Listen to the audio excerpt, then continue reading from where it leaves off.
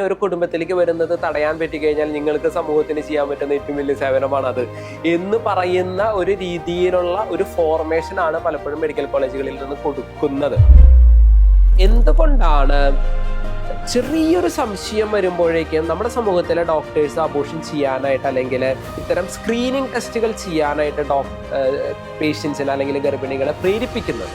Average incidents of down syndrome എന്ന് പറയുന്നത് 700-ൽ first step ടെസ്റ്റിൽ 35 പേര് പോസിറ്റീവ് ആവും.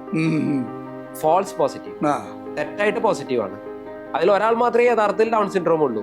ഈ പ്രൊജക്ട് നിലനിൽക്കെ ഈ ഒരു ഹോൾ ഉണ്ടെന്നും പറഞ്ഞ് ജീവൻ നഷ്ടപ്പെട്ട അനേകം കുഞ്ഞുങ്ങൾ, ആയിരക്കണക്കിന് കുഞ്ഞുങ്ങൾ കേരളത്തിലുണ്ട് എന്ന് വേദനയോടുകൂടി പറഞ്ഞു വെക്കുകയാണ്.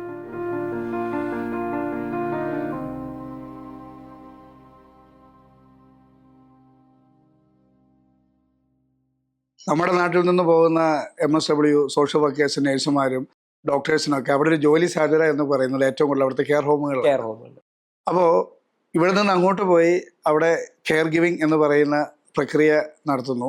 ഇവിടെയുള്ള ആൾക്കാർക്ക് കെയർ കിട്ടേണ്ട കാര്യങ്ങൾ ഒരു വലിയ പ്രതിസന്ധി നമ്മുടെ നാട് അനുഭവിക്കുന്നു. ഇനി ഇതിപ്പോൾ ഡോക്ടർ ദൈവസ്നേഹത്തെക്കുറിച്ച് പറഞ്ഞു, ദൈവത്തിൻ്റെ കൃപയെക്കുറിച്ച് പറഞ്ഞു, ഈശോയുടെ സ്നേഹത്തെക്കുറിച്ച് പറഞ്ഞു.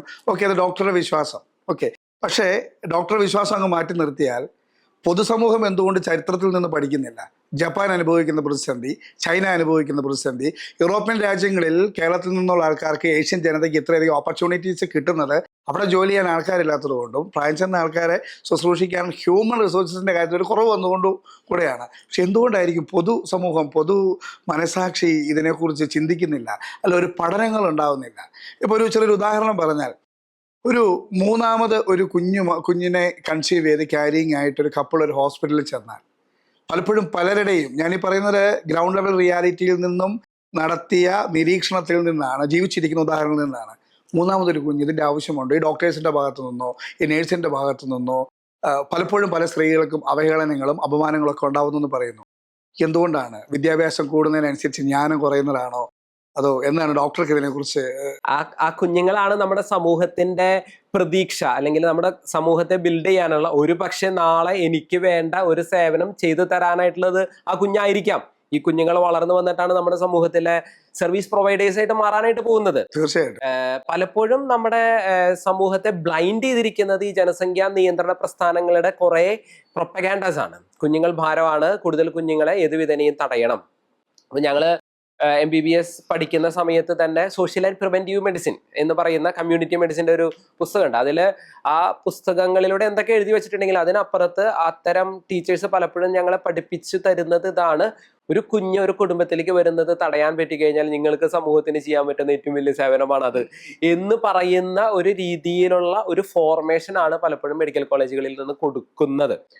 പക്ഷെ ഒരു കുഞ്ഞിനെ കൂടി സ്വീകരിക്കാനായിട്ട് ഒരു കുടുംബത്തെ ഏറ്റവും അഭിമാനത്തോടു കൂടി, ഏറ്റവും സ്നേഹത്തോടു കൂടി നമ്മൾ അവരെ ശുശ്രൂഷ ചെയ്യുമ്പോൾ ഐ ബിലീവ് ഈ സമൂഹത്തിന്റെ ഭാവിനെയാണ് ഞാൻ ബിൽഡ് ചെയ്യുന്നത്. ഈ സമൂഹത്തിന് പ്രതീക്ഷ, ഓക്കെ, ഈ സമൂഹം ഇനിയും നല്ല രീതിയിൽ ബിൽഡ് ചെയ്യപ്പെടും എന്നുള്ള ഒരു പ്രതീക്ഷ തന്നെയാണ് ഞാൻ നർച്ചർ ചെയ്യുന്നത്. ഓക്കെ, അപ്പോൾ ഈ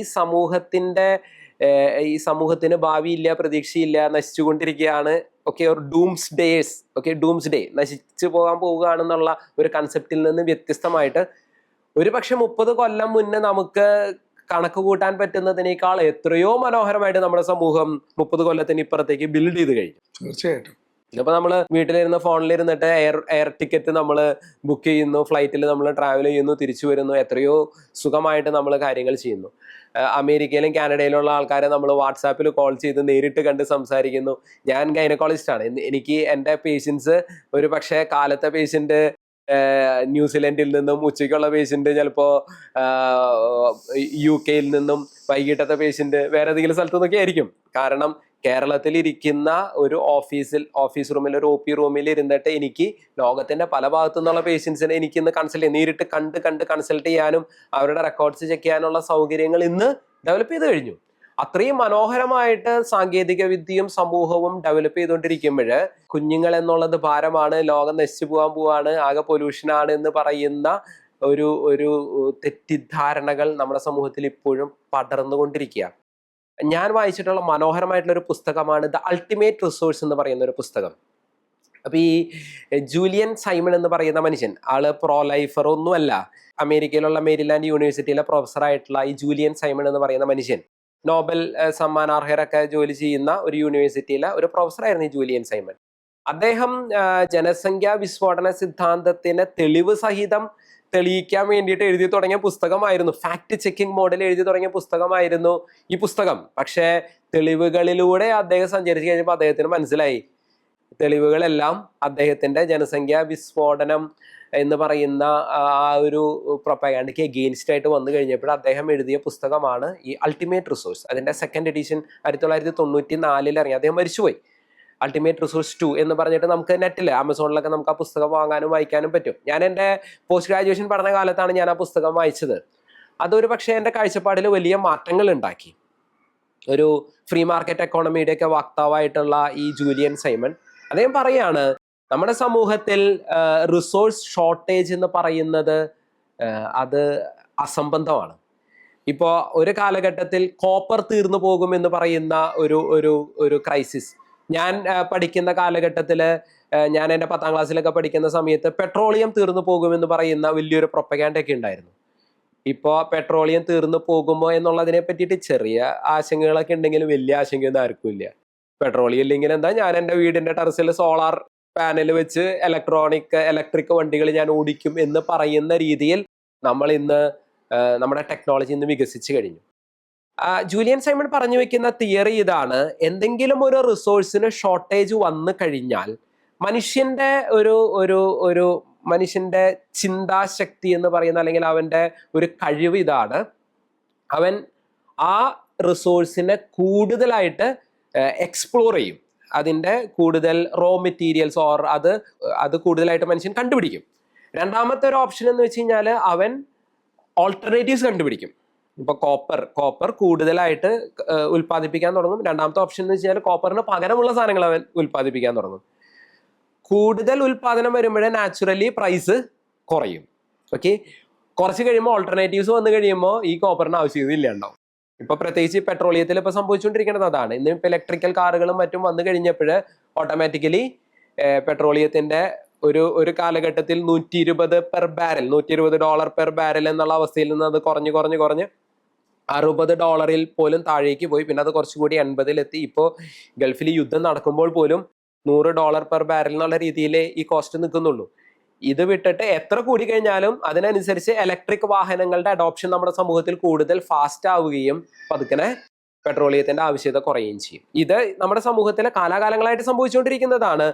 അതുകൊണ്ട് റിസോഴ്സ് ഷോർട്ടേജ് അല്ലെങ്കിൽ തീർന്നു പോകുമെന്ന് പറയുന്ന ഒരു അവസ്ഥ, അതിനെയാണ് ഈ ജൂലിയൻ സൈമൺ അദ്ദേഹത്തിന്റെ അൾട്ടിമേറ്റ് റിസോഴ്സ് 2 എന്നുള്ള പുസ്തകത്തിൽ, അതിന്റെ അൾട്ടിമേറ്റ് റിസോഴ്സ് 1 and 2 2 എഡിഷനാണ് വന്നിട്ടുള്ളൂ. അതിൽ അദ്ദേഹം പറയണത് ultimate resource, human resource is the ultimate resource. കാരണം മനുഷ്യൻ ദൈവം അവന് കൊടുത്തിട്ടുള്ള ബുദ്ധി ഉപയോഗിച്ച് അവൻ അതിനുള്ള ഓൾട്ടർനേറ്റീവ്സ് കണ്ടുപിടിക്കുകയും അവൻ അവന്റെ ജീവിതത്തെ കൂടുതൽ കംഫർട്ടബിൾ ആക്കുകയും ചെയ്യും. ഇനി ഒരു സാധാരണ ഒരാളുടെ ഒരു കോമൺ സെൻസ് വെച്ച് ചിന്തിച്ചാൽ പെട്രോളിയത്തിന് വരുമ്പോൾ ഇലക്ട്രിക് കാറുകളായി. ഈ അടുത്ത നാളിലൊരു സ്റ്റുഡൻറ്റ് ഇങ്ങനെ അഭിപ്രായപ്പെടുകയുണ്ടായി, സോളാർ കൊണ്ട് എനർജി കൊണ്ട് കാറ് ഓടിക്കാൻ പറ്റുന്നൊരു സാഹചര്യം വന്നാൽ ഇനിയിപ്പോൾ അത് കുത്തിവെക്കേണ്ട ആവശ്യമില്ല, വെയിലത്ത് കൊണ്ടുപോയി ഇട്ടാൽ പോലെ. നിലവിൽ നടന്നിട്ടില്ലെങ്കിലും അവൻ്റെ ആ ചിന്തയെ നമുക്ക് സരസമായിട്ട് എടുക്കാമെങ്കിലും ഇത്തരം ചിന്തകളാണ് പിന്നീട് വലിയ കണ്ടുപിടുത്തങ്ങളിലേക്കൊക്കെ നയിക്കപ്പെട്ടിട്ടുള്ളത്. ഇപ്പോൾ ആപ്പിള് തേങ്ങയും ഇതിനു മുമ്പ് മുകളിൽ നിന്ന് താഴോട്ട് വീണിട്ടുണ്ട്. എന്തുകൊണ്ട് വീണു എന്ന് ഐസക് ന്യൂട്ടൺ ചിന്തിച്ചതിൻ്റെ ഫലമാണ് ഗ്രാവിറ്റി എന്ന അവസ്ഥയിലൂടെ എത്തി നിൽക്കാം. ഇനി ഡോക്ടറോട് ചോദിക്കാം, താങ്കളൊരു ഡോക്ടറാണല്ലോ, ഗ്രൗണ്ട് ലെവൽ റിയാലിറ്റിയിൽ സാധാരണഗതിയിൽ കുടുംബങ്ങൾ അനുഭവിക്കുന്ന ചില ടെക്നിക്കൽ സംശയങ്ങളും ഭയങ്ങളും, അപ്പോൾ അതിൻ്റെ ഒരു ചുരുൾ ഡോക്ടറിലൂടെ അടിക്കാൻ സാധിക്കുമെന്നാണ് ഞങ്ങൾ കരുതുന്നത്. ഡോക്ടറിലേക്ക് എത്തി നിൽക്കുന്നതും അതുകൊണ്ട് തന്നെയാണ്. പ്രഗ്നൻ്റായി 2-3 മാസം കഴിഞ്ഞൊരു സ്കാനിങ് നടത്തുന്നു.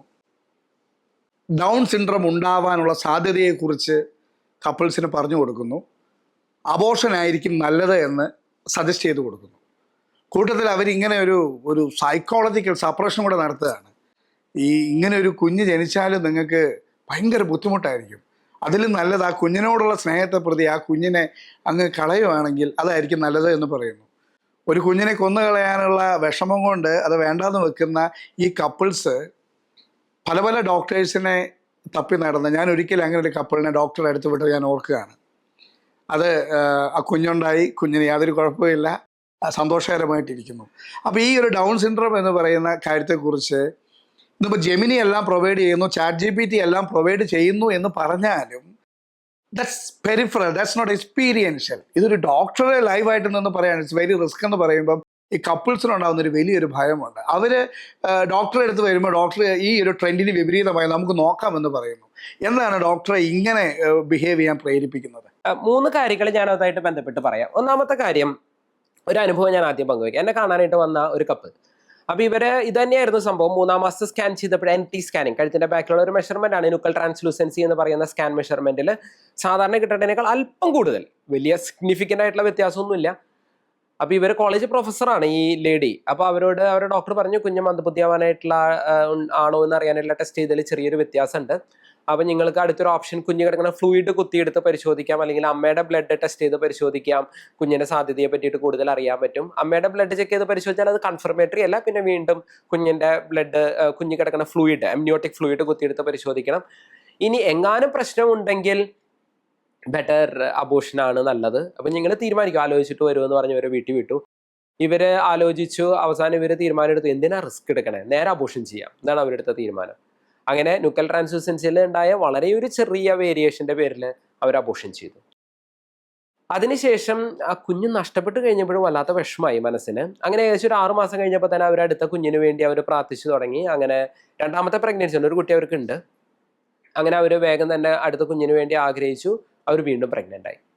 അങ്ങനെ വീണ്ടും ഇതേ ഡോക്ടറെ അടുത്ത് തന്നെയാണ് ചികിത്സയ്ക്ക് വന്നത്. വീണ്ടും 3-ാം മാസത്തിൽ സ്കാൻ ചെയ്തു. നിർഭാഗ്യവശാൽ ഈ പ്രാവശ്യത്തെ ബ്ലഡ് ടെസ്റ്റിലും സ്കാൻ ചെയ്തപ്പോഴും സെയിം റിസൾട്ട്, അതായത് ന്യൂക്കൽ ട്രാൻസ്ലൂസൻസിയുടെ വാല്യൂ സെയിം തന്നെയാണ് വന്നത്. അപ്പോൾ ഇവരോട് ഡോക്ടർ പറഞ്ഞു, now you decide what to do. അപ്പോൾ ഇവർ വീട്ടിൽ പോയി ആലോചിച്ചു. അപ്പോൾ ഫൈനലി അവരെടുത്ത തീരുമാനം, എന്തായാലും പ്രാവശ്യം അബോഷൻ ചെയ്യുന്നില്ല. കഴിഞ്ഞ പ്രാവശ്യത്തെ അബോഷൻ കൊണ്ട് തന്നെ അവർ ഒരുപാട് വേദന അനുഭവിച്ചു. അപ്പോൾ അതുകൊണ്ട് പ്രാവശ്യം അബോഷൻ ചെയ്യുന്നില്ല. അങ്ങനെയാണ് അവർ എൻ്റെ അടുത്ത് പറഞ്ഞത്. അവർ പ്രഗ്നൻസി കണ്ടിന്യൂ ചെയ്ത് ദൈവാനുഗ്രഹിച്ച് വേറെ ഒരു പ്രശ്നം ഉണ്ടായില്ല. മാസം തികഞ്ഞ് നോർമൽ ആയിട്ടുള്ള ഒരു കുഞ്ഞിനെ അവർ പ്രസവിച്ചു. ഡെലിവറി കഴിഞ്ഞ് കുഞ്ഞുവാവനെ കയ്യിലെടുത്ത് കുഞ്ഞുവാവനെ ഫീഡ് ചെയ്ത് വളരെ സന്തോഷമായി. അതിനുശേഷം ഈ പെൺകുട്ടി ഇരുന്ന് പൊട്ടിക്കരയാൻ തുടങ്ങി. ദ സെക്കൻഡ് ക്രൈ, ആദ്യം കുഞ്ഞിനെ കയ്യിലെടുത്തതിൻ്റെ ആ സന്തോഷം കൊണ്ടുള്ള ഒരു കരച്ചിൽ കഴിഞ്ഞ് 2ാമത്തെ കരച്ചിൽ, that was A different one. ആ കരച്ചിലിൻ്റെ കാരണം എന്തായിരുന്നു എന്ന് അറിയൂ? ഇതുപോലൊരു കുഞ്ഞിനെയാണല്ലോ ഞാൻ കഴിഞ്ഞ പ്രാവശ്യം നശിപ്പിച്ച് കളഞ്ഞത് എന്നുള്ളതാണ് അവരുടെ നെഞ്ചിൽ വന്ന 2ാമത്തെ ചിന്ത. ആദ്യത്തെ ചിന്ത, ഈ കഷ്ടപ്പാടിൻ്റെ ഉള്ളിൽ കൂടെയൊക്കെ കടന്നു പോയിട്ട് നല്ല ആരോഗ്യമുള്ള കുഞ്ഞിനെ കിട്ടി എന്ന് പറയുന്ന ആ ഒരു റിലാക്സേഷൻ്റെതായിട്ടുള്ള ആദ്യത്തെ ആ ഒരു ഫേസ് കഴിഞ്ഞ്, ഇതുപോലത്തെ ഒരു കുഞ്ഞിനെ ഞാൻ കഴിഞ്ഞ വർഷം ഇതുപോലത്തെ ഒരു കുഞ്ഞിനെ ആയിരുന്നല്ലോ ഞാൻ നശിപ്പിച്ച് കളഞ്ഞത് എന്ന ചിന്ത അവരുടെ ഹൃദയത്തിനെ തകർത്ത് കളഞ്ഞു. ഞങ്ങൾ അവരെ ആശ്വസിപ്പിച്ചു. അവർ റിക്കവർ ചെയ്തു and she went back home. കുഞ്ഞിനെയും കൊണ്ട് അവർ വീട്ടിൽ പോയി. പക്ഷേ എന്തുകൊണ്ടാണ് ചെറിയൊരു സംശയം വരുമ്പോഴേക്കും നമ്മുടെ സമൂഹത്തിലെ ഡോക്ടേഴ്സ് അബോഷൻ ചെയ്യാനായിട്ട്, അല്ലെങ്കിൽ ഇത്തരം സ്ക്രീനിങ് ടെസ്റ്റുകൾ ചെയ്യാനായിട്ട് പേഷ്യൻസിനെ അല്ലെങ്കിൽ ഗർഭിണികളെ പ്രേരിപ്പിക്കുന്നത്? അതിന്റെ കാരണം ഇത്രയേ ഉള്ളൂ. നമ്മുടെ നാട്ടിൽ നമ്മൾ തെരഞ്ഞെടുത്ത് വിടുന്ന ജനപ്രതിനിധികൾ ഉണ്ടാക്കുന്ന നിയമങ്ങളുണ്ട്. നമ്മുടെ ഭരണഘടനയിൽ എഴുതിയിട്ടുള്ളത് അബോഷൻ തെറ്റാണത് ചെയ്യുന്ന ആൾക്കാർ ജയിലിൽ കിടക്കേണ്ടി വരും. പക്ഷേ 1971 നമ്മൾ ഉണ്ടാക്കിയിട്ടുള്ള നിയമമാണ് ഈ MTP ആക്ട്. ഇന്ന കാരണങ്ങൾ ഉണ്ടെങ്കിൽ കുഞ്ഞിനെ നശിപ്പിച്ച് കളയാം. അതിലൊരു കാരണമാണ് കുഞ്ഞിന് ഗൗരവമായ വൈകല്യങ്ങൾ ഉണ്ടെങ്കിൽ. ഇപ്പൊ ഡൗൺ സിൻഡ്രോം എന്ന് പറയുന്നത് ഒരു ഗൗരവമായ വൈകല്യമായി കണക്കാക്കി ചില ആൾക്കാരെങ്കിലും അതിനെ അബോഷന് ചെയ്യാനായിട്ട് മതിയായ ഒരു കാരണമായിട്ട് ചില ആൾക്കാരെങ്കിലും കണക്കാക്കുന്നു. അതിന്റെ അടുത്ത ഭാഗം എന്താണെന്ന് വെച്ച് കഴിഞ്ഞാൽ, സംശയത്തിന്റെ പേരിൽ അബോഷൻ ചെയ്യാനായിട്ട് നിയമത്തിൽ അനുവദിക്കുന്നില്ല. ഗൗരവമായ കാരണങ്ങൾ ഉണ്ടെങ്കിൽ മാത്രമേ പറ്റുള്ളൂ, അല്ലാണ്ട് സംശയത്തിന്റെ പേരിൽ അബോഷൻ ചെയ്യാൻ സമ്മതിക്കില്ല. പക്ഷെ ഈ കുഞ്ഞ് പുറത്തു വരുമ്പോൾ കുഞ്ഞിന് എന്തെങ്കിലും വൈകല്യങ്ങൾ ഉണ്ടെങ്കിൽ ഒരു പക്ഷേ ഈ ദമ്പതികൾ ഡോക്ടർക്കെതിരെ പോയിട്ട് കേസ് കൊടുക്കുകയാണ്. ഈ കുഞ്ഞിന് പ്രശ്നമുണ്ടെന്ന് എനിക്ക് അന്ന് അറിയാമായിരുന്നെങ്കിൽ എനിക്ക് അബോഷൻ ചെയ്യാമായിരുന്നു എന്ന് പറഞ്ഞ് ഡോക്ടർക്കെതിരെ കേസ് കൊടുത്തു കഴിഞ്ഞാൽ അവസാനം ഈ ഉപഭോക്തൃ കോടതിയിൽ ഡോക്ടർ നഷ്ടപരിഹാരവുമായി ബന്ധപ്പെട്ടുള്ള കേസിന് ഡോക്ടർ നടക്കേണ്ടി വരും. ഇങ്ങനത്തെ ഒരു സാഹചര്യം നമ്മുടെ സമൂഹത്തിൽ ഉള്ളത് കൊണ്ട് ചില ഡോക്ടർമാരെങ്കിലും ചിന്തിക്കും, ചെറിയൊരു സാധ്യതയുള്ളൂ, 1% സാധ്യതയുള്ളൂ, 1% പോലും സാധ്യതയില്ല, 251 സാധ്യതയുള്ളൂ, എന്തിന് നമ്മൾ റിസ്ക് എടുക്കണം? നമ്മൾ 99 നല്ല കുഞ്ഞുങ്ങളെ രക്ഷപ്പെടുത്തി കഴിഞ്ഞാലും വയ്യായുള്ള ഒരു കുഞ്ഞ് ഈ ഭൂമിയിൽ ജനിച്ചു വീണ് കഴിഞ്ഞാൽ ആ കുഞ്ഞിന്റെ മാതാപിതാക്കൾ എനിക്കെതിരെ പോയിട്ട് കേസ് കൊടുത്തു എന്ന് കരുതുക. ഞാൻ ഈ 99 നല്ല കുഞ്ഞുങ്ങളെ പ്രസവം എടുത്തതിന് എനിക്ക് കിട്ടുന്ന പ്രതിഫലത്തേക്കാൾ കൂടുതൽ തുക ഞാൻ അവർക്ക് നഷ്ടപരിഹാരം കൊടുക്കേണ്ടി വരും. പിന്നെ എന്തിനു ഞാൻ റിസ്ക് എടുക്കണം? ഡോക്ടർ അതിന്റെ ഒരു ലീഗൽ പോയിന്റ് ഓഫ് വ്യൂവിൽ ഡോക്ടർ സംസാരിച്ചതിന് സംശയം ചോദിക്കുക. ഈ ഉദരത്തിൽ രൂപം കൊണ്ട കുഞ്ഞ് വളർച്ചയുടെ വിവിധ ഘട്ടത്തിൽ എന്ത് വേണമെങ്കിലും സംഭവിക്കാം. അതിന് ഡോക്ടർക്കെതിരെ കേസെടുക്കാനുള്ള നിയമം അങ്ങനെ അല്ല, ഈ പറയുന്ന നിയമത്തിന്റെ വകുപ്പ് വെച്ചു ഡോക്ടർക്ക് ആ കേസിനെ പ്രതിരോധിക്കാൻ വകുപ്പുകൾ പലതും ഉണ്ട്. പുറകെ നടക്കേണ്ടി വരുമെന്നുള്ള പുറകെ നടക്കേണ്ടി വരുന്നുള്ളതാണ് പ്രശ്നം. അപ്പൊ ഡോക്ടർ ചിന്തിക്കുന്നതാണ് 99 നല്ല കുഞ്ഞുങ്ങൾ മരിച്ചു പോയാൽ എനിക്ക് കുഴപ്പമില്ല, വയ്യായുള്ളൊരു കുഞ്ഞ് ജനിക്കണ്ട. പക്ഷെ അന്നേരം വേറെ കാര്യമുണ്ട്. അങ്ങനെ ചിന്തിക്കുന്ന ഡോക്ടേഴ്സ് ഹെലൻ കെല്ലറിനെയും ബീത്തോവനെയും ഒക്കെ മറന്നു കളയാണ്. തീർച്ചയായിട്ടും. അപ്പോൾ ഈ പറയുന്ന സ്ക്രീനിങ്, ഈ പറയുന്ന ഫസ്റ്റ് ട്രൈമസ്റ്റർ സ്ക്രീനിങ് എന്ന് പറയുന്ന ടെസ്റ്റിന്റെ തന്നെ സെറ്റിംഗ് 5% ഫോൾസ് പോസിറ്റീവ് എന്നുള്ളൊരു കണക്കിൽ നിന്നിട്ടാണ്. 5% ഫോൾസ് പോസിറ്റീവ്, അതായത് 100 പേരെ നമ്മൾ സ്ക്രീൻ ചെയ്യുമ്പോൾ 95 പേരും ഓക്കെ ആയിരിക്കും, 5 പേര് പോസിറ്റീവ് കിട്ടും. ഈ 5 പേരെ അടുത്ത സ്റ്റെപ്പ് ടെസ്റ്റിലേക്ക് കൊണ്ടുപോകണം എന്നുള്ളതാണ് അതിന്റെ സെറ്റിംഗ്. അപ്പോൾ average incidents of down syndrome എന്ന് പറയുന്ന 700-ൽ 1 ആണെങ്കിൽ ഫസ്റ്റ് സ്റ്റെപ്പ് ടെസ്റ്റില് 35 പേര് പോസിറ്റീവ് ആവും. ഫോൾസ് പോസിറ്റീവ്, തെറ്റായിട്ട് പോസിറ്റീവ് ആണ്. അതിൽ ഒരാൾ മാത്രമേ യഥാർത്ഥത്തിൽ ഡൗൺ സിൻഡ്രോം ഉള്ളൂ. അതായത് ഈ 35-ൽ 1 ഡൗൺ സിൻഡ്രോം യഥാർത്ഥത്തിൽ ഡൗൺ സിൻഡ്രോം ഉള്ളൂ. അതറിയണമെങ്കിൽ വീണ്ടും NIPT അല്ലെങ്കിൽ കുഞ്ഞു കിടക്കുന്ന ഫ്ലൂയിഡ് കുത്തിയെടുത്ത് പരിശോധിക്കുന്ന എംനിയോസെന്റസിസ് ടെസ്റ്റുകളിലേക്ക് പോണ്ടി വരും. വീണ്ടും വെയിറ്റ് ചെയ്യണം, വീണ്ടും ടെസ്റ്റ്, പരിശോധനകൾ, പൈസ ചെലവ്, ഇതെല്ലാം ഉണ്ട്. അപ്പോൾ കുറച്ച് ദമ്പതികളെങ്കിലും ചിന്തിക്കുക, 35 പേരിൽ കുറച്ച് പേരെങ്കിലും ചിന്തിക്കുക, ഈ പറയുന്ന ടെസ്റ്റുകളിലേക്കൊന്നും പോകണ്ട, നേരെ അബോർഷൻ ചെയ്യാന്ന് വിചാരിച്ചു കഴിഞ്ഞാൽ ഒരു 5 പേര് വിചാരിച്ചു എന്ന് കരുതുക. 35 പേരിൽ 5 കുഞ്ഞുങ്ങളുടെ ജീവനല്ലേ അവിടെ നഷ്ടപ്പെടുന്നത്. തീർച്ചയായിട്ടും ഇത്തരം ഒരുപാട് ടെസ്റ്റുകളിലൂടെ കടത്തിവിട്ട് മാത്രമേ നമ്മളൊരു കുഞ്ഞിനെ പ്രസവിക്കൂ എന്നൊരു തീരുമാനം എടുക്കുമ്പോൾ ഭൂമിയിൽ ജനിച്ചു വീഴുന്നതിനേക്കാൾ മുൻപ് എത്രയോ പരീക്ഷ എഴുതിയിട്ടാണ് ഇന്നത്തെ കാലഘട്ടത്തിൽ കുഞ്ഞുങ്ങൾ പുറത്തേക്ക് വരുന്നത്. അതെ, അത് മാത്രമല്ല ഡോക്ടർ, മറ്റൊരു സംഭവം കൂടി ഞാനിങ്ങനെ ഓർക്കുകയാണ്. ഒരിക്കല് ഒരു ഗർഭസ്ഥ ശിശു ഹാർട്ടിൽ ഒരു ഹോളുണ്ട്, അങ്ങനെ ഒരു ഫിനോമിനൻ. അപ്പോൾ എന്താണേലും ആ കുഞ്ഞിനെ കളഞ്ഞേക്കാമെന്നൊരു ഡിസിഷൻ എടുക്കുകയുണ്ടായി. അത് ഞാൻ ഓർക്കുന്നു. അത് അവരും ഡോക്ടറെ വന്ന് കണ്ടു എന്നാണ്. അത് യെസ്. അപ്പോൾ ഡോക്ടർ അവർക്ക് പറഞ്ഞു കൊടുത്തതാണ്, കളയേണ്ട കാര്യമില്ല. ചിലപ്പോൾ അങ്ങനെ ഒരു ഡിഫിക്കൽട്ടി ആ കുഞ്ഞിനുണ്ട്, ഒരു ഡിഫക്റ്റ് ഉണ്ട്. ബട്ട് കുഞ്ഞുണ്ടായി കഴിഞ്ഞാൽ അതിന് ഗവൺമെന്റിന്റെ എന്തോ സ്കീമിൽ സർജറി ഉണ്ട്, അത് നമുക്ക് ചെയ്ത് കൊടുക്കാം ഫ്രീ ആയിട്ട്. സെൻട്രൽ ഗവൺമെന്റിന്റെ പ്രൊജക്ട് ആണ് ഹൃദയം എന്ന് പറയുന്ന പ്രൊജക്റ്റിൽ 3 സ്റ്റെപ്പ് സർജറി കംപ്ലീറ്റ് ഫ്രീ ആയിട്ട് ചെയ്ത് കിട്ടും. ഈ പ്രൊജക്ട് നിലനിൽക്കെ ഈ ഒരു ഹോൾ ഉണ്ടെന്നും പറഞ്ഞ് ജീവൻ നഷ്ടപ്പെട്ട അനേകം കുഞ്ഞുങ്ങൾ, ആയിരക്കണക്കിന് കുഞ്ഞുങ്ങൾ കേരളത്തിലുണ്ട് എന്ന് വേദനയോടുകൂടി പറഞ്ഞു വെക്കുകയാണ്. തീർച്ചയായിട്ടും. അപ്പൊ ഇത്തരം വേദനയിലൂടെ കടന്നു പോകുന്ന ദമ്പതികള്, ഒരു അനുഭവം ഈ അടുത്തുണ്ടായത് ഞാൻ പറയാം. അവരുടെ ഫസ്റ്റ് പ്രഗ്നൻസി മിസ്കാരേജ് ആയി, 2ാമത്തെ പ്രഗ്നൻസി ടൈമിൽ 5ാം മാസത്തെ സ്കാനിങ്ങിൽ ഇതുപോലെ കുഞ്ഞിന് പ്രശ്നങ്ങളുണ്ടെന്ന് അറിഞ്ഞു. അവര് ഗൾഫിലാണ് താമസിച്ചുകൊണ്ടിരുന്നത്. അവരുടെ ഡോക്ടർ അവരോട് പറഞ്ഞു, കുഞ്ഞിന് മൾട്ടിപ്പിൾ പ്രോബ്ലംസ് ആണ്, പ്രസവത്തോടു കൂടി കുഞ്ഞ് മരിച്ചു പോകും, എന്തിനാ കണ്ടിന്യൂ ചെയ്യണേ, നാട്ടിൽ പോയിട്ട് അബോർഷൻ ചെയ്തോളൂ. അങ്ങനെ അവർ നാട്ടിൽ വന്നു. നാട്ടിൽ വന്ന് എറണാകുളത്ത് പ്രശസ്തമായിട്ടുള്ള ആശുപത്രിയിലാണ് അവർ കൺസൾട്ടേഷന് വേണ്ടി പോയത്. അവിടെ ചെന്ന് അവിടുത്തെ ഫീറ്റൽ മെഡിസിൻ സ്പെഷ്യലിസ്റ്റ് ആയിട്ടുള്ള അവരുടെ ഡോക്ടർ അവരോട് കാര്യങ്ങൾ പറഞ്ഞു. ഇങ്ങനെ ഈ കുഞ്ഞിന് വീണ്ടും സ്കാനൊക്കെ ചെയ്ത് നോക്കിയിട്ട് പറഞ്ഞു, കുഞ്ഞിന് പ്രശ്നങ്ങളുണ്ട്, കിട്ടിയിട്ട് കാര്യമില്ല, കളയണമെന്നാണ്. ഓൾറെഡി 24 ആഴ്ച കഴിഞ്ഞിട്ടുണ്ട്. 24 ആഴ്ച കഴിഞ്ഞ ഈ കുഞ്ഞിനെ അബോർഷൻ ചെയ്യാനായിട്ട് ആ ഡോക്ടർ അവരോട് പറഞ്ഞതാണ്, നമുക്ക് ഹൈക്കോർട്ടിൽ ഒരു പെറ്റീഷൻ കൊടുക്കാം, കോർട്ടിൽ നിന്ന് ഓർഡർ കിട്ടും, അതിനുശേഷം നമുക്ക് അബോർഷൻ ചെയ്യാം. അപ്പൊ ഇവര് ഡോക്ടറോട് ചോദിച്ചു, ഡോക്ടറെ കുഞ്ഞ് പ്രോഗ്രസ് ചെയ്ത് പ്രസവിച്ച് അതിനുശേഷം മരിച്ചാൽ ഞങ്ങൾക്ക് അതിനോട് ഒരു വിരോധമില്ല, അവര് കാത്തലിക് ഫെയ്ത്ത് ഉള്ള മനുഷ്യരാണ്, ദൈവവിശ്വാസമുള്ള മനുഷ്യരാണ്, അവർക്ക് കുഞ്ഞിനെ കളയാനായിട്ട് ആഗ്രഹമില്ല. അപ്പൊ അങ്ങനെ മാസം തികഞ്ഞ് പ്രസവിച്ചതിന് ശേഷം കുഞ്ഞ് മരിച്ചു പോയിക്കോട്ടെ. ഈ ഡോക്ടർ ഇവരോട് പറഞ്ഞു, നേരത്തെ പറഞ്ഞ ആ ഒരു കാര്യം, അതായത് കുഞ്ഞ് പുറത്ത് വന്നിട്ട് മരിക്കുമ്പോൾ ആ കുഞ്ഞിന് വേദന അനുഭവിക്കേണ്ടി വരും. ഇപ്പോഴാണെങ്കിൽ കുഞ്ഞിന് വേദന അറിയില്ല, ഇപ്പോൾ പ്രസവിപ്പിക്കണതല്ലേ നല്ലത്. എന്നാലും അവർ അവിടെ നിന്ന് ഇറങ്ങി വേറെ 2 ഡോക്ടർമാരുടെ അടുത്ത് പോയി ചോദിച്ചു. 2 പേരും തന്നെയാണ് പറഞ്ഞത്, എന്തിനാണ് കണ്ടിന്യൂ ചെയ്യണത്, കിട്ടിയിട്ട് കാര്യമില്ല, കളയണതാണ് നല്ലത്. ഫൈനലി ഈ ഡോക്ടറെ തന്നെ അവർ തിരിച്ചു വന്നു, ഹൈക്കോർട്ടിൽ പെറ്റീഷൻ ഫയൽ ചെയ്തു, അബോർഷൻ ചെയ്യാനായിട്ട് കോടതി അനുവദിച്ചു. ആലപ്പുഴ മെഡിക്കൽ കോളേജിലാണ് അബോർഷന് വേണ്ടി അവർ അഡ്മിറ്റ് ആവുന്നത്. 26 ആഴ്ച പ്രായമുള്ള സമയത്താണ് ഈ അബോർഷൻ. മരുന്ന് വെച്ചതിന് ശേഷം അവർ ആ കുഞ്ഞിനെ പ്രസവിച്ചു, കുഞ്ഞ് മരിച്ചുപോയി. അതിനും ഏതാനും മാസങ്ങൾക്ക് ശേഷം ഈ പെൺകുട്ടിയും അവരുടെ അമ്മയും കൂടി എന്നെ കാണാൻ വന്നു. എന്നോട് ചോദിച്ചൊരു ചോദ്യം ഇതായിരുന്നു, ഡോക്ടറെ എൻ്റെ കുഞ്ഞ് വേദന അറിഞ്ഞിട്ടുണ്ടാവുമോ? ഇതാണ് എന്നോട് ചോദിച്ചത്. ഞാൻ അവരോട് തിരിച്ചൊരു ചോദ്യം ചോദിച്ചു, ഈ പ്രസവിക്കാൻ വേണ്ടി മരുന്ന് വെച്ച സമയത്ത് കുഞ്ഞ് ഭയങ്കരമായിട്ട് അകത്ത് കിടന്ന് അനങ്ങണ പോലെ നിങ്ങൾക്ക് ഫീൽ ചെയ്തോ? ഈ ചോദ്യം മാത്രമേ ഞാൻ തിരിച്ചു ചോദിച്ചുള്ളൂ. അവർ പറഞ്ഞു, ഉവ്വ് ഡോക്ടറെ, ഭയങ്കരമായിട്ട് കുഞ്ഞ് അകത്ത് കിടന്ന് അനങ്ങണ പോലെ എനിക്ക് ഫീൽ ചെയ്തു. എന്താണെന്ന് കൂടി ഞാൻ പറഞ്ഞുതരാം. യൂട്രസ് ചുരുങ്ങാനായിട്ടുള്ള മരുന്നുകളാണ് ഈ കൊടുക്കുന്നത്. ഗർഭാശയമുഖം വികസിക്കാനും യൂട്രസ് ചുരുങ്ങാനായിട്ടുള്ള മരുന്നുകൾ. യൂട്രസ് സാധാരണഗതിയിൽ നമ്മൾ 25 മൈക്രോഗ്രാം എന്ന് പറയുന്ന ഡോസ് വെക്കുന്നതിന് പകരം ഇത് 200 മുതൽ 400 മൈക്രോഗ്രാമാണ് ഡോസ് കൊടുക്കുക. അതായത് 8 മുതൽ 16 മടങ്ങ് ഡോസിലാണ് കൊടുക്കുന്നത്. യൂട്രസിന്റെ കൺട്രാക്ഷന്റെ ശക്തി എന്നുള്ളത് 16 മടങ്ങിൽ യൂട്രസ് ചുരുങ്ങുമ്പോൾ ഗർഭപാത്രത്തിന്റെ ഉള്ളിലേക്ക് കിട്ടേണ്ട ബ്ലഡ് സർക്കുലേഷൻ ഭയങ്കരമായിട്ട് കുറയും. പ്ലസന്റയിലാണ് റിസർവ് ഓക്സിജൻ ഇരിക്കുന്നത്. ഈ യൂട്രസ് ഭയങ്കരമായിട്ട് ചുരുങ്ങി കഴിഞ്ഞാൽ ഓക്സിജൻ ഫ്ലോ പ്ലസന്റയിൽ കിട്ടില്ല. കുഞ്ഞ് ശ്വാസം മുട്ടി മരിക്കുക ചെയ്യണത്. ശ്വാസം കിട്ടാതായി കഴിയുമ്പോൾ കുഞ്ഞ് പെടയണതാണ് ഈ ഭയങ്കരമായിട്ടുള്ള അനക്കം. അത് അമ്മയ്ക്ക് ശരിക്കും ഫീൽ ചെയ്തിട്ടുണ്ട്. കുഞ്ഞകത്ത് കിടന്ന് പെടയണത് ഈ അമ്മ യഥാർത്ഥത്തിൽ ഫീൽ ചെയ്തിട്ടുണ്ട്. അങ്ങനെ പെടഞ്ഞാണ് മരിച്ചതെന്ന് ആ അമ്മയ്ക്ക് കൃത്യമായിട്ട് അറിയാം. അവർക്കത് ഫീൽ ചെയ്തു. അതുകൊണ്ട് തന്നെയാണ് അവരെന്നോട് വന്നിട്ട് ചോദിക്കണത്, ഡോക്ടറെ എൻ്റെ കുഞ്ഞ് വേദന അനുഭവിച്ചിട്ടുണ്ടാകുമോ? അവരുടെ മനസ്സിൽ അവർ ഫീൽ ചെയ്തൊരു കാര്യം അവർക്ക് അറിയാവുന്നത് കൊണ്ട്. ഞാനിതിന് കൂടുതൽ എക്സ്പ്ലനേഷൻ ഒന്നും കൊടുത്തില്ല. ഞാൻ ഈ ഒറ്റ ചോദ്യം ചോദിച്ചുള്ളൂ. ഈ ചോദ്യത്തിന് ആ അമ്മ പറഞ്ഞ മറുപടി, കുഞ്ഞ് ഭയങ്കരമായിട്ട് അനങ്ങിയിരുന്നു എന്ന് പറഞ്ഞതിന് ശേഷം ആ പെൺകുട്ടി എൻ്റെ ഒ പിയിലിരുന്ന് പൊട്ടിക്കരയാൻ തുടങ്ങി. ഞാൻ അവരെ പതുക്കനെ ആശ്വസിപ്പിച്ചു. I gave her time to ആ യാഥാർത്ഥ്യത്തോടൊന്ന് പൊരുത്തപ്പെടാനായിട്ട് ആവശ്യത്തിന് സമയം കൊടുത്തതിന് ശേഷം ഞാൻ അവരെ ആശ്വസിപ്പിച്ചു. ഞാൻ അവരോട് പറഞ്ഞു, കഴിഞ്ഞത് കഴിഞ്ഞു പോയി. ഇനി നമ്മൾ അതിനാലോചിച്ച് വിഷമിച്ചിട്ട് കാര്യമില്ല. We have to come out of it.